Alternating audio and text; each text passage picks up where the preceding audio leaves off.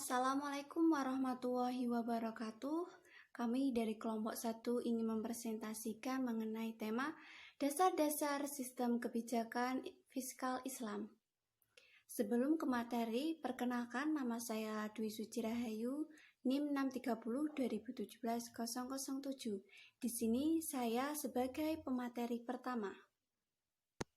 Selanjutnya, materi yang pertama adalah pengertian kebijakan fiskal. Kebijakan fiskal, menurut Suparmoko, kebijakan fiskal merupakan tindakan-tindakan pemerintah untuk meningkatkan kesejahteraan umum melalui kebijakan penerimaan dan pengeluaran pemerintah, mobilisasi sumber daya, dan penentuan harga barang dan jasa dari perusahaan. Kebijakan fiskal Islam yaitu kebijakan pemerintah dalam pengembangan masyarakat yang didasarkan atas distribusi kekayaan berimbang dengan menetapkan nilai-nilai material dan spiritual pada tingkat yang sama. Kebijakan fiskal Islam juga diartikan sebagai suatu kebijakan negara dan menjadi hak rakyat, sehingga kebijakan fiskal bukanlah semata-mata sebagai suatu kebutuhan untuk perbaikan ekonomi maupun untuk peningkatan kesejahteraan rakyat saja, akan tetapi lebih pada penciptaan mekanisme distribusi ekonomi yang adil. Karena hakikatnya permasalahan ekonomi yang melanda umat manusia adalah berasal dari bagaimana distribusi harta di tengah-tengah masyarakat. Kemudian materi selanjutnya yaitu perkembangan kebijakan fiskal dalam Islam. Lahirnya kebijakan fiskal di dalam dunia Islam dipengaruhi oleh banyak faktor. Salah satu faktor yang paling dominan adalah karena fiskal merupakan bagian dari instrumen ekonomi publik, yaitu faktor-faktor seperti sosial, budaya, dan politik.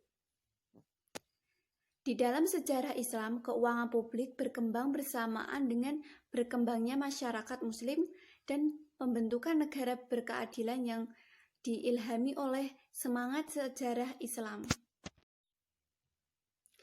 Yang selanjutnya yaitu perkembangan kebijakan fiskal dalam Islam. Yang pertama yaitu pada masa pemerintahan Rasulullah SAW. Rasulullah SAW mengeluarkan kebijakan bahwa daerah Madinah dipimpin oleh beliau sendiri dengan sebuah sistem pemerintahan ala Rasulullah. Dari kepemimpinan beliau, maka lahirlah berbagai macam kreativitas kebijakan yang dapat menguntungkan bagi kaum muslim. Kebijakan utama beliau yaitu membangun masjid sebagai pusat aktivitas kaum muslim. Istilah yang populer disebut dengan Madinah Muslim Center atau MMC. Terdapat 7 kebijakan yang dihasilkan oleh Rasulullah sebagai kepala negara, di antaranya yaitu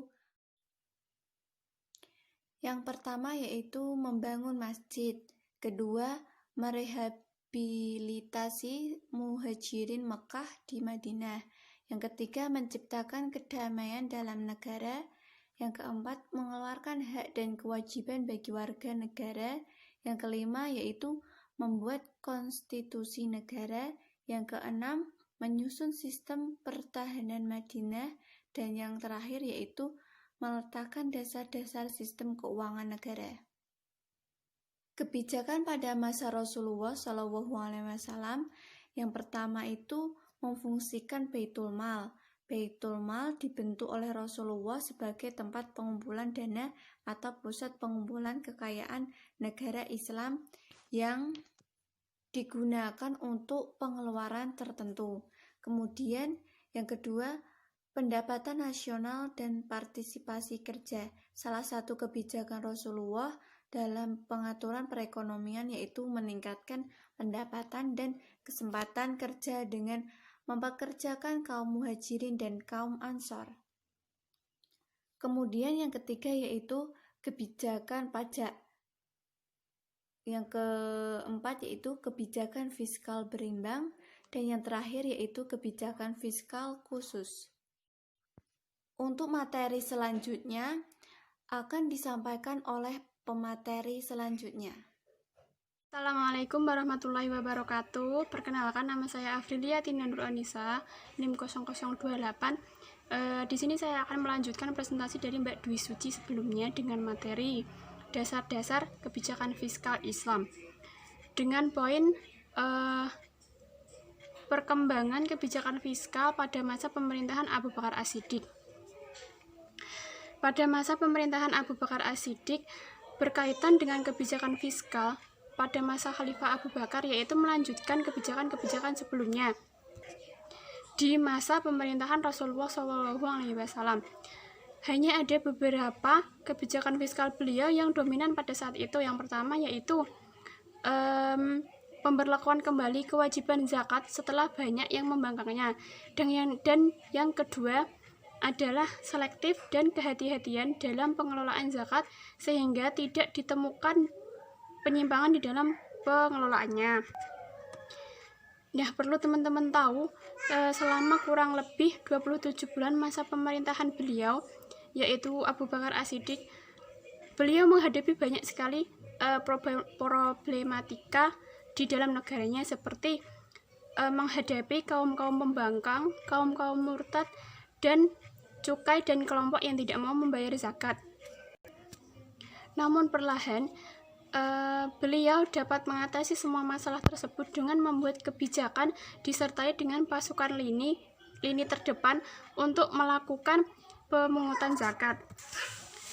Nah, pada masa Abu Bakar sendiri ini, beliau pada awal pemerintahannya sempat mengalami kesulitan dalam memenuhi kebutuhan hidupnya sehari-hari.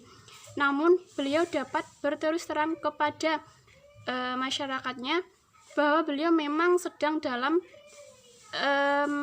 keadaan yang tidak cukup untuk memenuhi kebutuhan hidupnya, karena pendapatannya di dalam berdagang memang tidak cukup untuk memenuhi kebutuhan hidupnya dan keluarganya. Tentunya dengan adanya beban beliau sebagai kepala negara akan mengurangi aktivitas dagangnya, karena beliau akan lebih sibuk mengurusi negara daripada berdagang. Seperti itu. Dan yang selanjutnya adalah masa pemerintahan Umar bin Khattab. Ketika diangkat menjadi khalifah, beliau mengumumkan kebijakan ekonominya yang berkaitan dengan fiskal yang akan dijalankannya. Dari pidato yang beliau sampaikan di hadapan khalayak ramai, sebagai dasar-dasar beliau dalam menjalankan kepemimpinan, yaitu ada tiga, yang terkenal ada tiga dasar sebagai berikut. Dasar yang pertama adalah negara Islam mengambil kekayaan umum dengan benar. Yang kedua adalah negara memberikan hak atas kekayaan umum. Dan yang ketiga, negara tidak menerima harta kekayaan dari hasil yang kotor. Untuk penjelasannya, dasar kebijakan yang pertama adalah negara Islam mengambil kekayaan umum dengan benar. Yang dimaksud di sini adalah negara tersebut tidak dapat mengambil hasil kharaj atau harta fai yang diberikan oleh Allah kecuali dengan mekanisme yang benar. Dan kebijakan yang kedua adalah negara memberikan hak atas kekayaan umum. Maksudnya adalah tidak ada pengeluaran kecuali sesuai dengan haknya, kecuali sesuai dengan hak atas orang tersebut, dan negara yang menambahkan subsidi serta menutup hutang. Untuk kebijakan yang ketiga, negara tidak menerima harta kekayaan dari hasil yang kotor. Seseorang pengusaha tidak mengambil harta umum kecuali seperti pemungutan harta anak yatim jika dia berkecukupan, dan tidak mendapat bagian apapun kalau dia membutuhkan, maka dia memakai dengan jalan yang benar. Maksudnya adalah seseorang yang orang tersebut sudah mencukupi atau berhasil atau dalam memenuhi kebutuhan hidupnya, bahkan mungkin hartanya tersebut berlimpah, beliau tidak dapat memungut harta anak yatim. dan dia tidak mendapatkan bagian apapun. Nah, hal tersebut itu adalah hal yang benar yang dilakukan oleh seseorang yang kaya tersebut. Selanjutnya adalah masa pemerintahan Utsman bin Affan. Pada masa Utsman, tidak ada perubahan yang signifikan pada kondisi ekonomi secara keseluruhan. Kebanyakan kebijakan ekonomi mengikuti khalifah sebelumnya,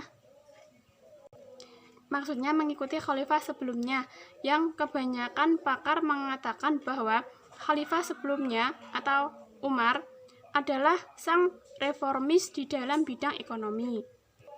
Nah, pada masa Utsman bin Affan ini beliau menata pendapatan baru, seperti kemudian tindakan efektif yang diterapkan dalam rangka mengembangkan sumber daya alam, yaitu dengan aliran air digali, jalan dibangun, pepohonan ditanam, serta keamanan perdagangan diberikan dengan cara pembentukan organisasi kepolisian. Pada masa Utsman ini tidak ada perubahan yang signifikan dalam kebijakan ekonomi. Beliau lebih ke mengikuti kebijakan sebelumnya yang dibuat oleh Khalifah Umar bin Khattab. Terima kasih, mungkin cukup sekian yang bisa saya sampaikan. Selanjutnya akan dilanjutkan oleh rekan saya, Mbak Rizda. Di sini saya akan melakukan pembahasan mengenai masa pemerintahan Ali bin Abi Thalib. Di sini Ali bin Abi Thalib tetap mengacu pada khalifah-khalifah sebelumnya, terkhusus Khalifah Umar bin Khattab. Suatu ketika Ali yang bertentangan dengan pendapat Umar bin Khattab mengenai masalah keuangan Baitul Mal. Pertemuan itu menyepakati peraturan-peraturan yang berkaitan dengan daerah yang ditaklukkan dan tidak mendistribusikan pendapat Baitul Mal. Dan ketika Ali bin Abi Thalib menjabat sebagai khalifah, ada sedikit perubahan, yaitu di mana beliau mendistribusikan seluruh pendapatan di Baitul Mal, Madinah, di Busra, dan di Kufah. Selanjutnya, dasar-dasar kebijakan fiskal dalam Islam. Yang pertama, dasar kebijakan fiskal menyangkut beberapa hal, yaitu penentuan membayar zakat, kharaj, usar, jizyah, dan kafarat. Yang kedua, yaitu Rasulullah SAW sendiri meletakkan dasar-dasar kebijakan fiskal dalam Islam berlandaskan keadilan.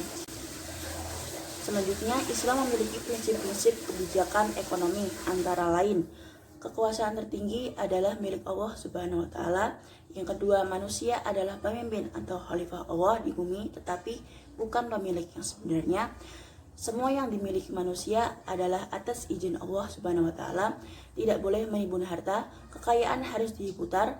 Yang selanjutnya yaitu eksploitasi ekonomi dalam segala hal harus dihilangkan. Yang selanjutnya yaitu menghilangkan pembeda antara individu dalam perekonomian dengan cara membagi harta seseorang setelah kematiannya kepada ahli warisnya. Dan yang terakhir yaitu menetapkan kewajiban yang sifatnya wajib dan sukarela. Oke, mungkin cukup sekian presentasi dari kelompok kami. Apabila ada kesalahan, kami mohon maaf. Wabillahi taufiq wal hidayah. Wassalamualaikum warahmatullahi wabarakatuh.